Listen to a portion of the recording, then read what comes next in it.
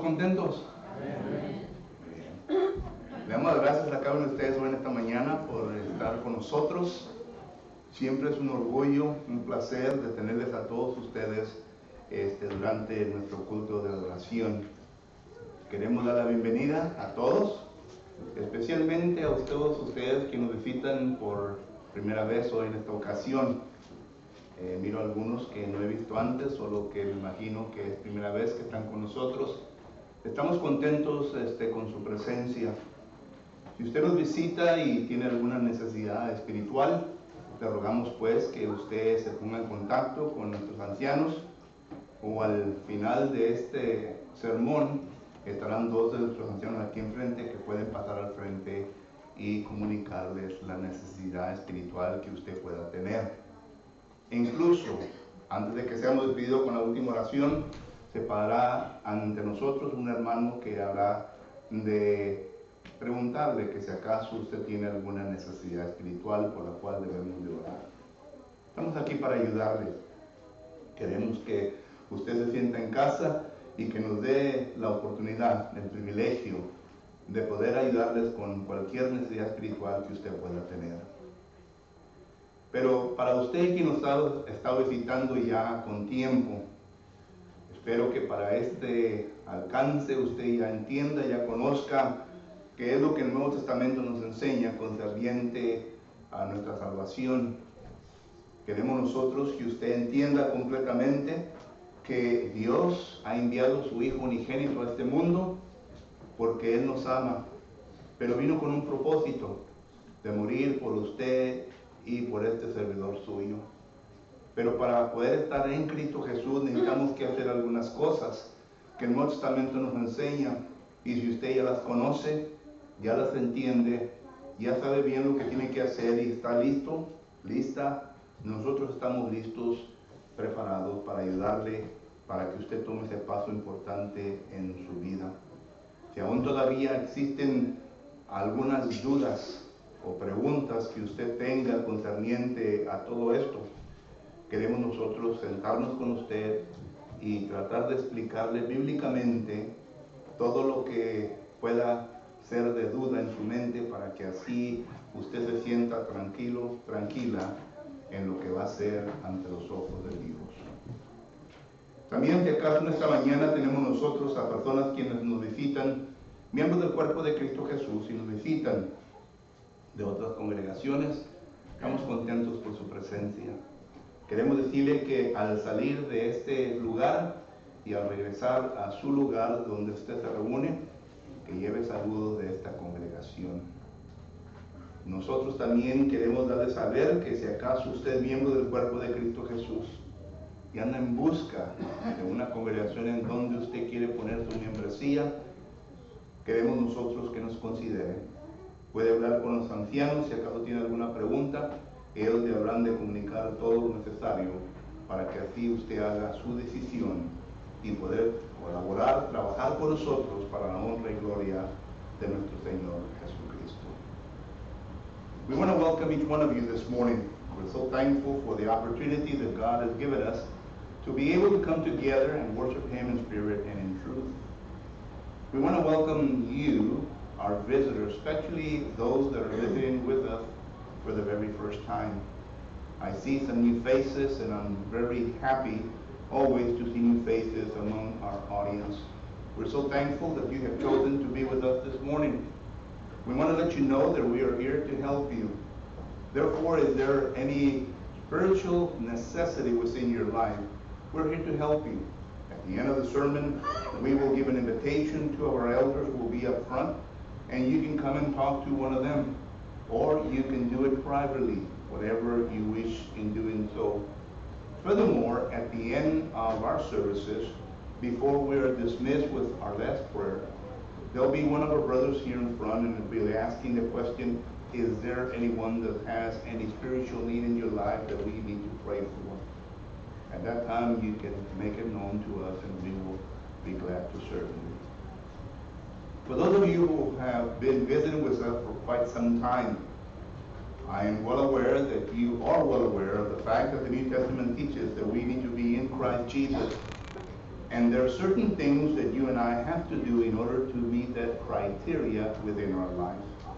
If you already know and understand everything that you have to do, then we're here to help you in any way that we can.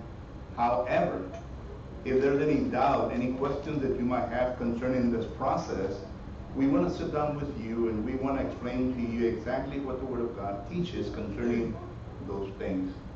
Therefore, that whenever you make a decision, it will be your own decision before God, and no one will push you to that decision. It is something that you have to do before God. But if you're ready, we're here to help you in any way that we can. If there are members of the body of Christ that are visiting with us this morning, that you have come from other congregations, we're so happy that you have chosen to be with us this morning. We want to let you know that whenever you return to your home congregation, that you will take greetings from this congregation. Moreover, if there are members of the body of Christ that are here with us this morning and are looking for a place-to-place membership, we would like for you to consider us. In doing so, we would like for you to talk to one of our elders, and they will be glad to give you more information concerning the things that you have to do in order to be able to establish membership with this congregation. Welcome to all. En los domingos por la mañana, hermanos, estamos estudiando un tema que nos ha mantenido durante el mes de febrero. El tema se encuentra en Génesis capítulo 4, versículo 7. Hemos tomado la frase de este versículo, una de las frases, la cual dice que el pecado está a la puerta. Y mediante esta frase, que el pecado está a la puerta, hemos nosotros estudiado varios tópicos concernientes a esta frase. Hoy en esta mañana vamos a tocar otro tópico que está relacionado con este tema principal, el cual es las consecuencias del pecado. During the Sunday mornings that we have been studying the Word of God during the month of February, we have been looking at a phrase that we find in Genesis chapter 4 and verse 7. It makes reference to the fact that sin is at the door. And concerning this main theme, we have been studying several topics that relate to this phrase. This morning we're going to continue our Bible study, and we're going to be looking at that sin is at our door, the consequences. Y para esto quiero que abran sus Biblias a Romanos capítulo 6 y versículo 23. Romanos capítulo 6 y versículo 23. Ahí es en donde encontramos lo siguiente que escribe el apóstol Pablo. And for this, I would like for you to open your Bibles to Romans chapter 6 and verse 23. It is there that we are going to read the following that the apostle Paul writes to us.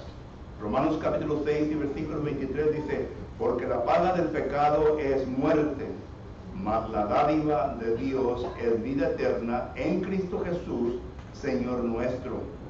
In Romans chapter 6 and verse 23, we notice there that the apostle Paul writes the following, for the wage of sin is death, but the gift of God is eternal life, through Jesus Christ our Lord. Que el Señor bendiga su palabra. May God bless His holy word. Vamos a orar, hermanos. Let us pray. Señor y bendito Dios, le ruego pues que en esta mañana nos ayudes con el tema que tenemos delante de nosotros.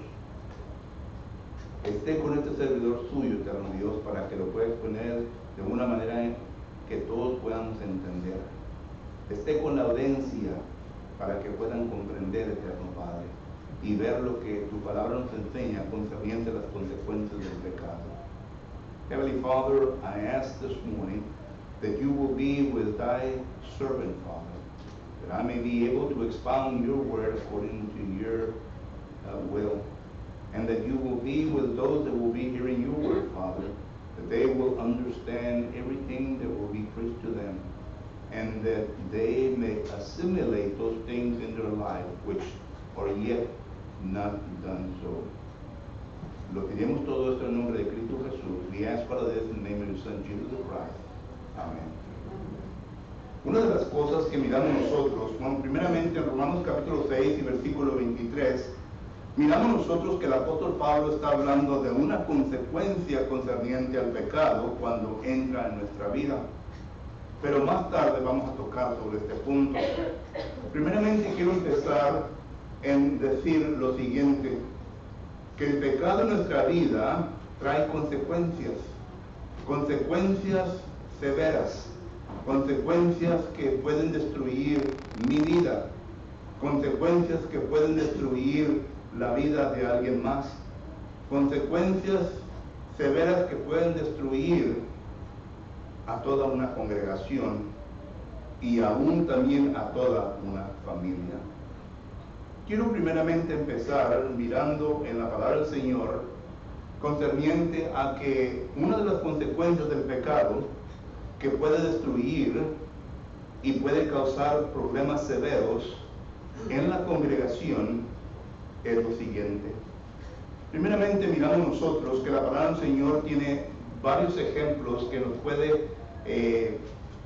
que podemos nosotros estudiar y enumerar para que miremos que esto es posible en la vida de nosotros.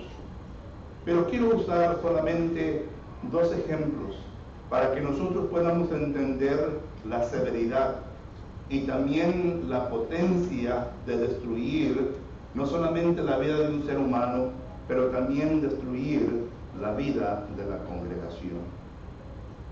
Primeramente tenemos el ejemplo de 1 Corintios capítulo 5, versículo 1 en adelante.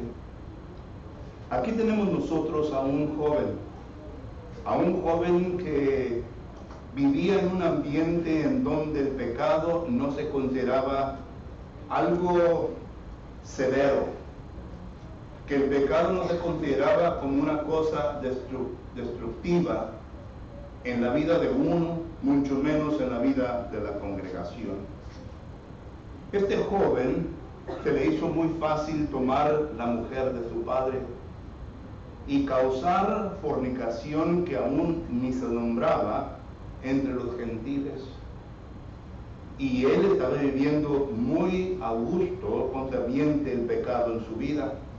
Y aún la congregación no miraba nada mal en ello, sino que la congregación miraba que esto era lo normal, porque vivían en una ciudad en donde todo esto se miraba cada día y era algo normal en la vida de todos los vivientes en esa ciudad. Me estoy refiriendo a la ciudad de Corinto. Sin embargo, cuando el apóstol Pablo se da cuenta de este pecado que tenía potencia de destruir la vida de este joven y aún también la vida espiritual, la unidad de la congregación, él inmediatamente actúa en hacer algo conforme a ello. Porque el apóstol Pablo sabía bien de que nosotros como cuerpo de Cristo Jesús debemos de vivir en paz uno con el otro mientras que existan las posibilidades dentro de uno mismo. Él mismo lo escribe en Romanos capítulo 12, versículo 18, concerniente a esto. E incluso el apóstol Pablo, continuamente hablando de la unidad de la congregación, dice en Efesios capítulo 4 y versículo 3, solícitos en guardar la unión en el vínculo de la paz. Es decir, que el apóstol Pablo estaba consciente de que la paz y la unión dentro del cuerpo de Cristo Jesús era necesaria, porque destruye completamente no solamente el gozo, sino la vida de la congregación. Y solamente se lleva un solo punto, un solo pecado en la vida de una sola persona para que venga a demostrarse esto. Y el apóstol Pablo lo miraba en este joven. Por lo tanto, cuando el apóstol Pablo se da cuenta de esto, él inmediatamente le escribe en forma de una epístola, una carta a la congregación, la manera en cómo ellos deben de tratar este asunto delicado para que no venga a destruir la vida de este joven, mucho menos la vida espiritual de la congregación. Y el apóstol Pablo comienza a enumerar ciertas cosas que se deben de hacer a cabo concerniente a esto que estaba ocurriendo ahí en la congregación. 1 Corintios capítulo 5, versículo adelante, nos habla de esto. Y miramos nosotros que en esta ocasión el pecado en la vida de este joven tuvo la potencia de destruir su propia vida y también tuvo la potencia de destruir la vida de la congregación. Pero a causa de la preocupación del apóstol Pablo, él le escribe una epístola y estos hermanos entonces comienzan a hacer lo que es necesario para poder restaurar la unión, la paz, la tranquilidad nuevamente dentro del cuerpo de Cristo Jesús. Tanto que en la segunda carta que el apóstol Pablo escribe, en capítulo 2 y versículo 5 en adelante, miramos nosotros en donde ahí encontramos nosotros que todo esto se viene a arreglar. Es decir, la congregación vino a restaurar su salud espiritual, vino a restaurar el gozo espiritual que antes tenía, y aún también se le ayudó al joven para que él mismo no destruyera su propia vida. Los versículos del 5 al 11 nos habla de eso. Y Pablo concluye en aquella ocasión que nunca le demos lugar a las maquinaciones de Satanás para que venga a suceder esto nuevamente en la congregación. Solamente un ejemplo. A consecuencia del pecado en la vida de un miembro, afectó a toda la congregación y pudo destruir la vida de ese miembro individual y también la salud espiritual de la congregación. Pero consideremos también otro ejemplo que tenemos. Y este ejemplo es el ejemplo de Tercera de Juan, capítulo 1, no tiene un capítulo, versículos 9 y 10. Sí, me estoy refiriendo a aquel hombre llamado Diótrefes. Esta persona era una persona quien tenía control sobre la congregación. No dejaba que nadie entrara, no dejaba que nadie saliera, y por lo tanto él estaba hablando mentiras de algunos miembros de ese cuerpo. Él estaba hablando de cosas que no debería de hablar. Estaba sembrando discordia entre los hermanos de la congregación y algunos que estaban queriendo entrar, y por lo tanto miramos nosotros un problema muy serio. El pecado en Diótrefes vino a afectar no solamente a él, sino que también a toda la congregación. Cuando leímos el Antiguo Testamento, miramos nosotros que el libro de Proverbios dice que hay 6 cosas que Dios aborrece, y la séptima es una abominación para el alma de Jehová. La séptima es de hablar falsedad en contra de un hermano. La séptima es no solamente de hablar falsedad en contra de un hermano, sino que sembrar discordia dentro del cuerpo de Cristo Jesús. Y esto era precisamente lo que estaba sucediendo con Diótrefes, en la congregación en donde él estaba. Cuando usted lee los versículos 9 y 10 se dará cuenta de esto. Y miramos nosotros entonces que todo esto, ¿verdad?, fue a consecuencia de un pecado que entró en la vida en un ser humano. El primer ejemplo, el pecado que entró en la vida de este joven. En el segundo ejemplo, el pecado que entró en la vida de un líder, en la vida de uno que estaba sobre una congregación. Y los dos tuvieron potencia severa de destruir almas y destruir también congregaciones por completo. Hay que recordar que Satanás no duerme, hermanos. Satanás constantemente anda viendo en cómo causar problemas. E incluso cuando él tentó a nuestro Señor Jesucristo, en Lucas capítulo 4, versículo 13, dice que solamente se fue de la presencia de Cristo por un poco de tiempo, pero sabemos bien que Satanás constantemente regresó a la vida de Jesucristo, sabiendo de que él tomó forma de un siervo, forma de un humano, por lo tanto, él podía hacer que Jesucristo tropezara, que Jesucristo cometiera un tipo de pecado, para que así pudiera destruir su vida y para que así también pudiera destruir la vida de todo aquel el cual le sigue. Pero sabemos que no fue posible porque Cristo vivió en este mundo sin pecado. Whenever we talk about the consequences of sin, you need to understand that consequences of sin are very powerful. They are powerful because in a moment, in an instant, it can destroy the life of an individual. The consequence of sin is so powerful that it can destroy the unity of a congregation. Whenever we read the New Testament, we notice that the Apostle Paul writes that whenever it is possible, in other words, he's making reference to me and to you, whenever it is possible for you to live in peace with somebody, do so. Because he knew that unity and peace came together. And they are essential, not only to my spiritual life, but also to the spiritual life of the congregation as well. As a matter of fact, in Ephesians chapter 4 and verse 3, it is there the Apostle Paul says that we are to guard, we are to keep, and we are to maintain ourselves in the unity of the Spirit constantly. We need to talk the same language. 1 Corinthians chapter 1 and verse 10. It's essential that the congregation remain unified in all the things that we do. Of course there will be problems, and we can find solutions to those problems. But once again, the consequence of sin can destroy us. I'm going to give you two examples to show you this. For example, in 1 Corinthians chapter 5 and verse 1 and following, we notice there an example about a young man that took his father's wife, and he committed fornication. Fornication that is not even named among the Gentiles.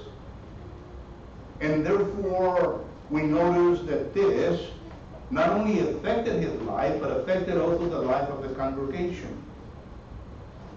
And we notice that the congregation didn't see anything out of the ordinary, because they were living in a city called Corinth. Corinth was a city known for prostitution.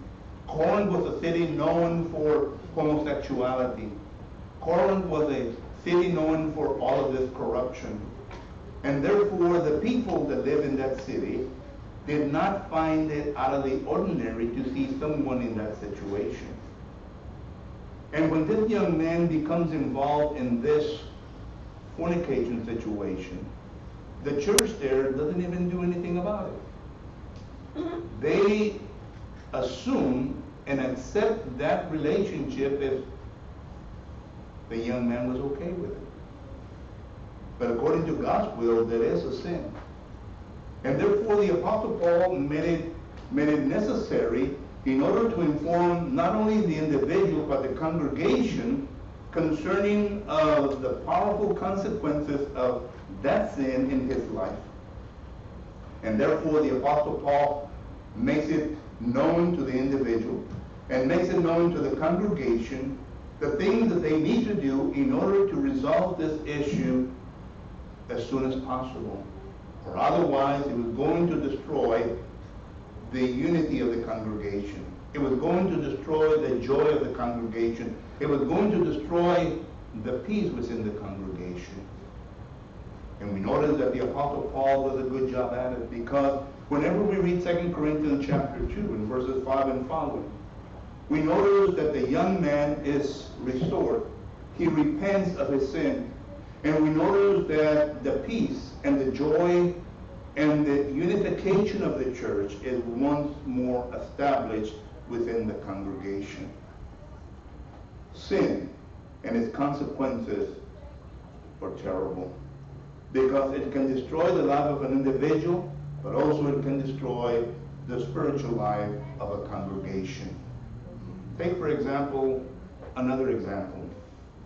And this example is found in 3 John chapter 1 and verse 9 and 10. It is making reference to Diotrephes. Diotrephes was a leader of the congregation. And yet this leader, for some reason or other, spoke bad about other members of the congregation. He spoke bad about other members of the congregation, and he was the one that was planting discord among brothers themselves. The word there, the text there, makes reference to that. And even when people, members of the congregation, didn't like that, he excommunicated them from the congregation.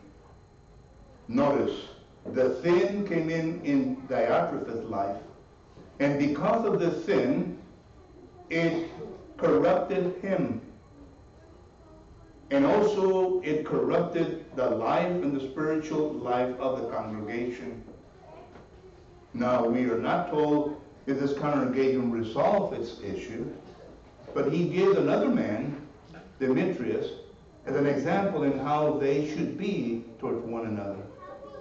But one thing we notice in the Old Testament, in Proverbs chapter 6 and verse 16 and following, that there are six things that God hates, and the seventh is an abomination to his soul. The seventh being a person that talks falsely about another person, and also a person that plants the seed of discord within the congregation. And we notice that this is what is an abomination before God.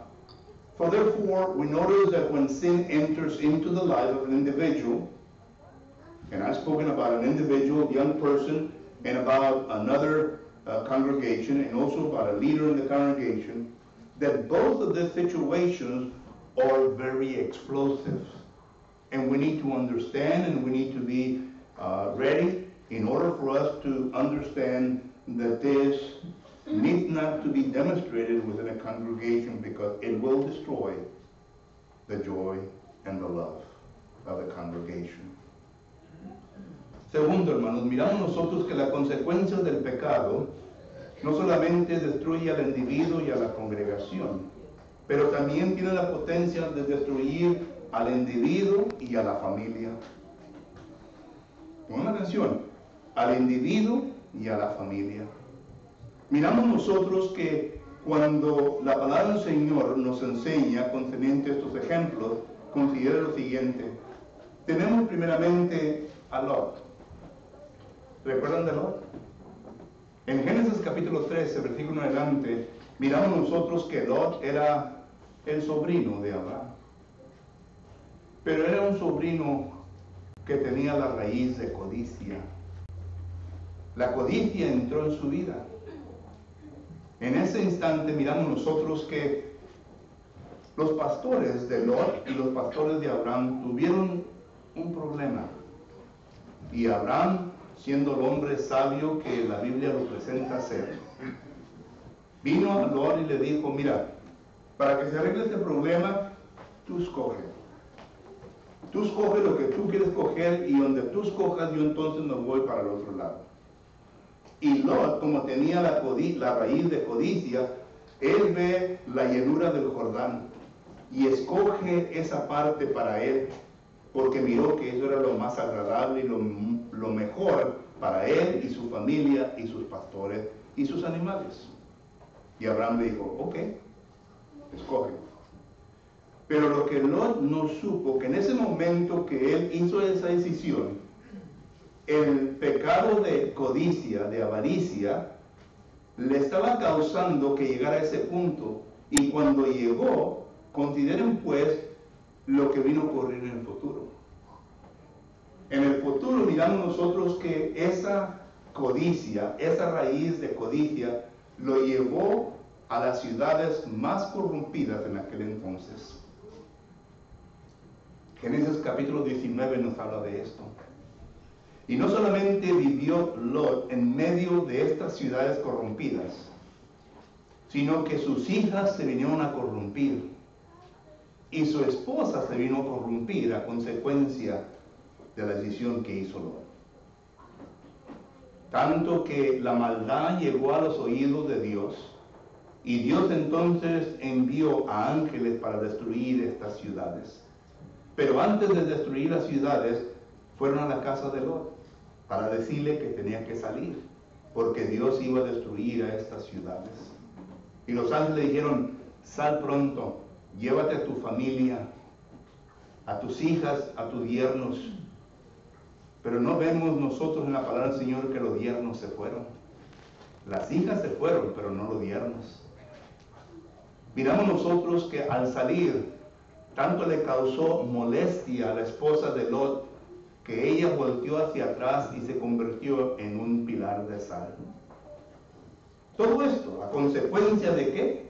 De una decisión que hizo Lot en base de la raíz de codicia, que es pecado.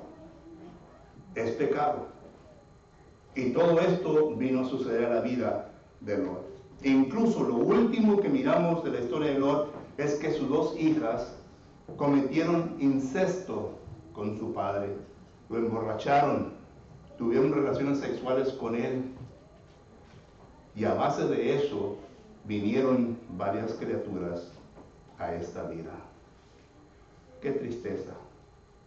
Qué tristeza que una familia que en un tiempo lo tenía todo y que estaban bien delante de los ojos de Dios, llegaron a acabar como la Biblia lo demuestra.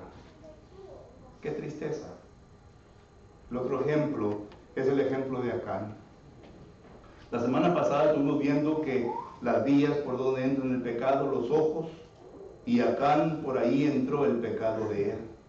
Porque Acán también dice que codició y vino a hurtar. Josué capítulo 7 habla de esto. Que vino a hurtar, que vino a robar aquellas cosas que Jehová Dios les había dicho que no lo tomaran del botín, que no se llevaran nada del botín. Y Acán vino a llevar algunas cosas y lo escondió ahí debajo de su tienda. Pero a consecuencia de eso, noten lo que ocurre en el futuro. A consecuencia de eso, hubo una matazón de los israelitas cuando quiso conquistar a una ciudad pequeña. Segundo, Jehová Dios le dice a Josué que vaya por todas las tiendas, todas las familias, y que él, Jehová, le indicará quién es el causante de todo esto. Y llegan a la casa o a la tienda de Acán. Y Jehová Dios le dice a Josué, saca a él, a su familia, a todos, y apedréenlos, mátenlos. Y después de que estén muertos, quémenlos. Todo esto a consecuencia del pecado, también de la codicia. Y uso estos dos ejemplos, hermanos, para que nosotros miremos que las consecuencias del pecado pueden en ocasiones ser severas. Entran en la vida de un individuo por medio de una decisión que se hace ahorita, pero después causa problemas en el futuro. Pero una familia se viene a destruir. La familia ya no tiene el mismo gozo, ya no se divierte en el mismo placer espiritual que antes se divertía, sino que ahora hay un montón de problemas. Y todos en contra de la voluntad de Dios. Whenever we talk about the consequences of sin, we notice also that it can be severe in the life of an individual, and also it can come and destroy complete families. And for this, I would like to use the example of Lot, because Lot exemplifies the example that we are trying to seek for this occasion. Lot was a very smart young man. He was the nephew of Abraham. And whenever you read Genesis chapter 13, 1 and following, we notice that there was an altercation between the pastors of Lot and the pastors of Abraham, his uncle. And Abraham, being the wise man that the Bible demonstrates, he tells Lot, listen, I don't want altercations between our pastors, so therefore, whatever you decide to take, I'll take the other route. And since Lot had the root of bitterness, not bitterness, but of se me escapó la palabra en inglés, de avaricia. He covetousness. Since Lot had the root of covetousness, he chose that which was very appealing to the eye, that which looked very well good in his eyes. But what Lot didn't know is that whenever he chose that, at that particular time, it was going to take him in the road of destruction. Because the choice that he made at that time led him to go and live in the most corrupt cities at that time. It was cities that were very corrupt. The corruption reached the ears of God, and God sent his angels to destroy those cities because they were very corrupt. It corrupted the daughters of Lot. It corrupted the wife of Lot. Now, we don't read that in black and white, but we infer that from the text. Because when the angels tell Lot, you better get your family in order, and you better move out of here fast, because God is going to destroy these cities. We notice that the daughters had husbands, but we are not told that the husbands left with the daughters. We're only told that the daughters, Lot and the wife, left. So that means that they stayed behind. Did they love that kind of lifestyle? Maybe so, I don't know. But we notice that it affected Lot's wife because in the destruction of the cities, she turns back. And in doing so, she converts into a pillar of salt. And furthermore, we notice that later on, we see the daughters of Lot trying to get his father, their father, drunk in order that they may lay with him, have sexual intercourse with him. And they did. And they committed incest. And 2 children were born out of that. But notice, it all started from the root of covetousness, from sin. And notice where it took Lot and his whole family. Lot was destroyed, his family was destroyed.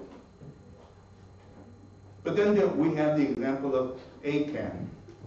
Achan was another man that made a bad choice. Sin entered into his life, and he stole from that which God had told the Israelites not to touch anything.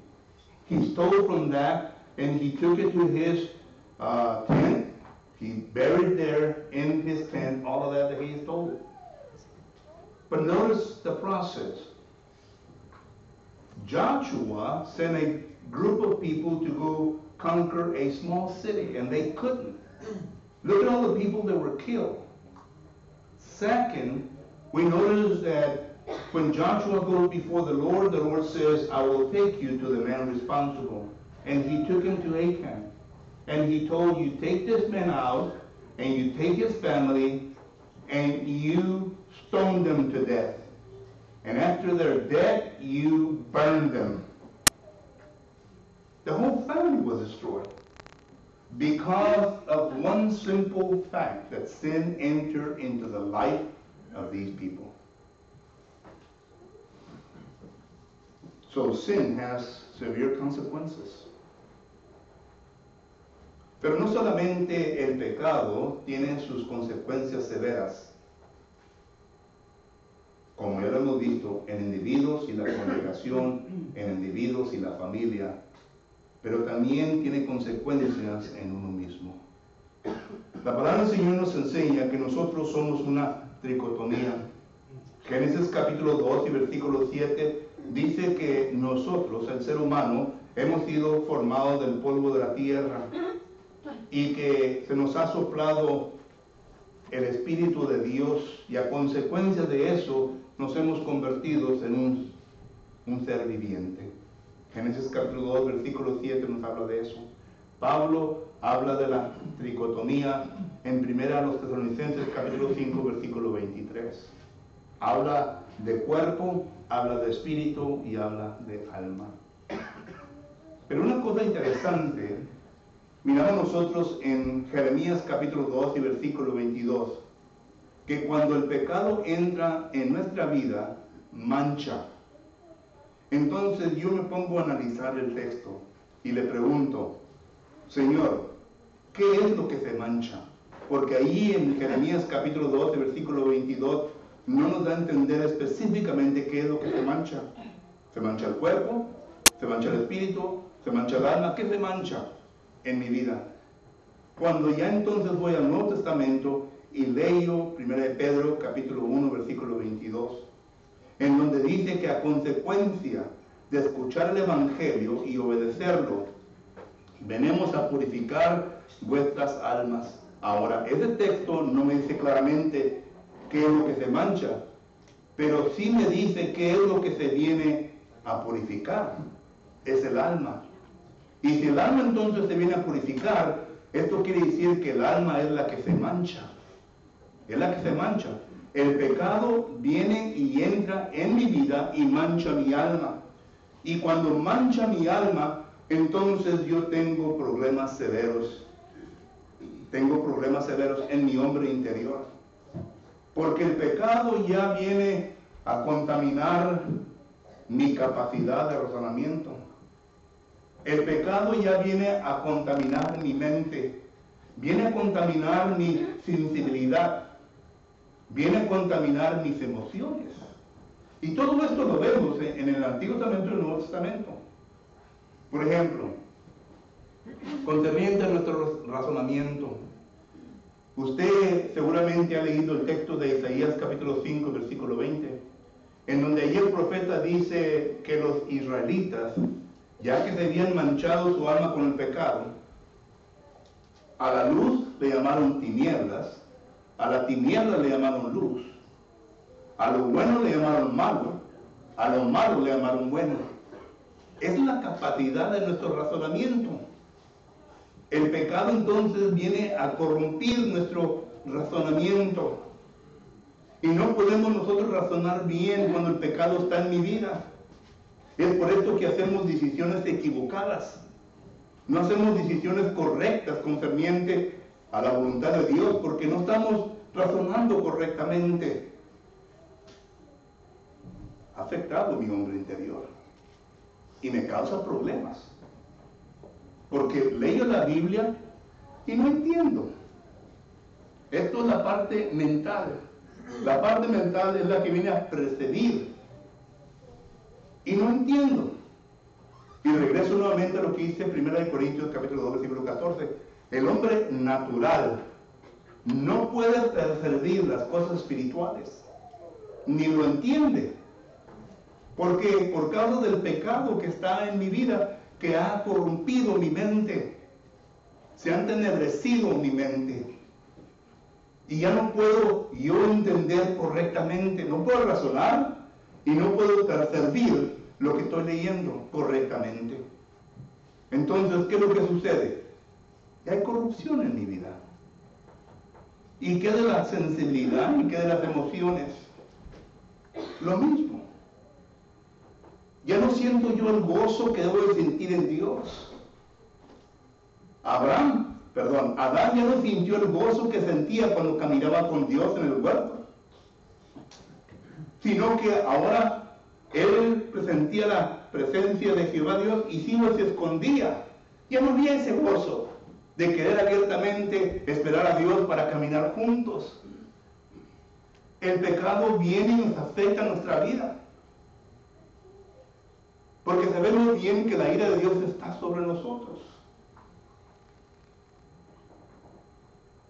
Y que no es lo que dice la palabra en Juan capítulo 10 y versículo 10 dice que el ladrón ha venido para hurtar, para matar y para quitarnos el gozo en nuestra vida. Ese es Satanás. Y lo hace por medio del pecado. Y por eso es que muchas veces nosotros, algunos, andan con amargura. No andan con el gozo del Señor, de Dios, porque no lo tienen en su vida. No pueden sentirse felices, alegres en Dios. ¿Por causa del pecado. ¿Qué haremos? Another thing that we notice within the New Testament is that another consequence of sin is that it will affect our inner man. And when I'm speaking of our inner man, I'm making reference to Genesis chapter 2 and verse 7, because we know that we as human beings are a trichotomy person. We're made up of three. Genesis chapter 2 and verse 7, it says that we are from dirt, that's the physical. We are spiritual, that's a spirit. And we have a soul. Even the Apostle Paul relates that to us in 1 Thessalonians chapter 5 and verse 23. And we notice that he speaks of the body, the spirit, and the soul. But then I go to Jeremiah chapter 2 and verse 22. And in Jeremiah chapter 2 and verse 22, I read that sin stains. Sin stains. It's a stain that God sees. And even the best soap at that time, or anything strong, could not take that stain away from wherever it's stained. That's what Jeremiah says. So I think to myself, and I reason with the text, and I ask the question, well, what is it that sin stains? Does it stain the body? Does it stain the spirit? Does it stain the soul? And then I go to 1 Peter chapter 1 and verse 22. It says that when I listen to the gospel, and I obey the gospel, it purifies my soul. So now it begins to make sense that the stain that Jeremiah is talking about is the stain that is put on my soul. And when I talk about my soul, I'm talking about my reason faculties. I'm talking about my mind. I'm talking about my sensibility. I'm talking about my emotions, because all of that belongs to the soul. That's what the soul is. And therefore, when sin comes into my life, it stains the soul and it affects all of those parts that I just mentioned. Ephesians chapter 4 and verse 17 and 18 speaks of that. But when it affects my capability of reasoning, I turn like the Israelites. In Isaiah chapter 5 and verse 20, I begin to call light darkness, darkness light. I begin to call good bad, bad good, because I have no capability of reasoning correctly within myself, because sin has distorted that capability. But also the mind. The mind is there to perceive what we read, to understand what we read. And according to 1 Corinthians chapter 2 and verse 14, we notice that the natural man cannot perceive what is spiritual, because he is a natural person. And by that it means that his mind is stained with sin, and therefore he does not have that capability anymore. He can read and read, but he will not completely discern. He cannot completely perceive what God is trying to communicate, because sin does not permit him or her to do so. And on goes with my sensibility and my emotions, everything. For you see, in John chapter 10 and verse 10, it says that Satan has come to steal all of that from us. And when sin enters into our life, he steals that. And we no longer have that joy. We no longer have that peace within God. And there's a lot of people out in the world that are walking with bitterness within their heart. They're walking with an empty space within themselves. Life has no meaning to them. Nothing matters. There's no peace within them. There's no joy within them, because sin has taken them to that point in life. You know, Proverbs chapter 13 verse 15 says that the life of a sinner, the life of a transgressor, the life of a sinner is very difficult. Very difficult. And that's what sin brings to all of us. So as I conclude this morning, where are we? Where are you? Where are you? Has sin come into your life that it has affected you and maybe affected the church because of you? Have sin come into your life that it affected you and maybe affected your family, and your family are suffering for it? Have sin come into your life that it has affected you to the point where you no longer function spiritually as the way that you should function? Entonces, ¿qué, hermano? Al terminar con todo esto, ¿qué de usted? ¿Ha entrado el pecado en su vida que le ha afectado a usted individualmente y ese afecto que le ha afectado a usted ha afectado a la congregación? O quizás el pecado ha entrado en su vida y le ha afectado a usted que ahora su familia está sufriendo por él. ¿Le ha afectado? ¿O ha entrado el pecado en su vida que ahora usted está en unas condiciones de amargura? No hay gozo en su vida, tristeza, simplemente por el pecado en su vida. El único que nos puede dar es Dios. Dios. Dios nos puede ayudar para que nosotros regresemos a la capacidad, al punto que debemos de estar en nuestra vida. ¿No quiere usted entregarse ahora, en este tiempo, en este momento, a Dios? Si usted no es miembro del cuerpo de Cristo Jesús, le invito para que lo haga lo más pronto posible. Si usted es miembro del cuerpo de Cristo Jesús y necesita esto, le ruego que se reconcilie con Dios y deje atrás todo esto para que así pueda continuar viviendo la vida que Dios tiene para usted. Todo es posible si únicamente le damos lugar a Dios que tome control de nuestra vida. Pablo, a pesar de todos los problemas que tuvo, vivió contento y alegre. ¿Y saben por qué? Porque Gálatas capítulo 2, versículo 20 dice: ya no vivo yo, mas ahora vive Cristo en mí. Si está sujeto a la invitación, le invitamos, nos ponemos de pie, entramos un canto de invitación.